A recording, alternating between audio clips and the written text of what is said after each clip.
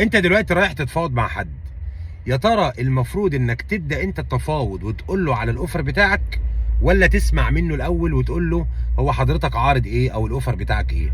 الحقيقه دي برضو يا جماعه معضله كده بالنسبه لبعض الشباب، ما بيبقوش عارفين وهو بيتفاوض الصح ان انا اقول وارمي ورقي الاول ولا اسمع من اللي قدامي. بص، انت عندك سيناريوهات في الموضوع ده لازم تبقى انت فاهمها كلها. يعني اول حاجه سيناريو ان انت يكون عندك معلومات كتير واكيده عن الاذر بارتي وفاهمه كويس قوي. يعني مثلا لو هو عميل، انت عارف رينج الخصومات اللي هو بيطلبها من الناس كام. في الحاله اللي زي دي يفضل انك انت اللي تبدا التفاوض وتقول له ان احنا بنعمل كذا. حلو.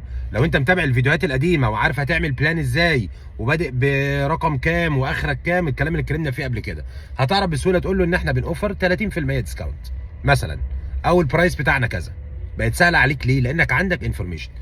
طب لو السيناريو تاني ان انت ما عندكش اي معلومات عن الاذر بارتي وما تعرفش رينج الخصومات اللي بيطلبها والدنيا دي كلها، الاحسن ليك خليه هو اللي يقول. قول له حضرتك طالب ايه؟ طلبات حضرتك ايه؟ واسمع انت، وبناء على كلامه ابقى بعد كده ان انت تقدر تقدر ان انت تاخد التفاوض لستبس تانية. بس في مشكله لازم تبقى انت فاهمها في كل سيناريو من الاثنين. واحده مقدور عليها، وفي مشكله كده صعبه شويه ان احنا نحلها. السيناريو الاولاني، لو انا اللي هبدا التفاوض، ايه مشكلته؟ اقصى حاجه ممكن تحصل ايه؟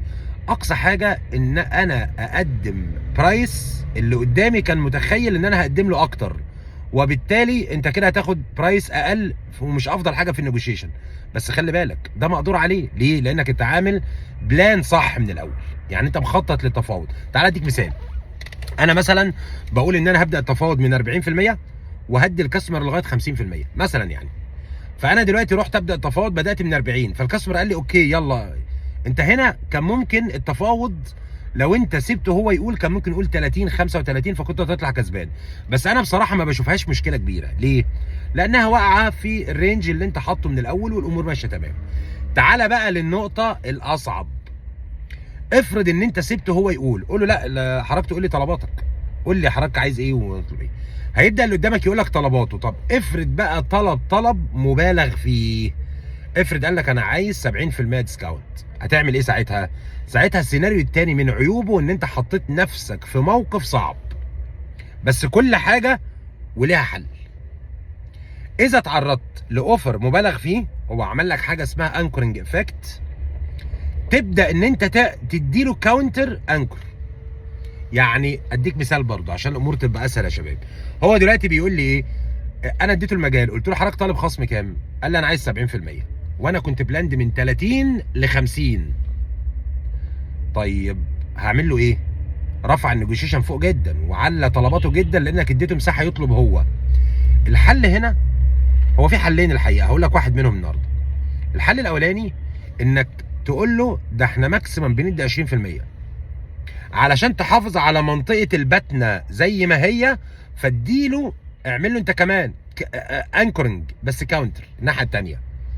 فيقول لك 20 ازاي؟ بس خلاص بقينا بنتكلم في 70 مقابل 20، ففرصه ان احنا نقدم كونسيشن ونتنازل لغايه ما نوصل للمنطقه اللي انت عايزها اللي هي ما بين ال 40 وال 50 بقت فرصتها اكبر بكتير.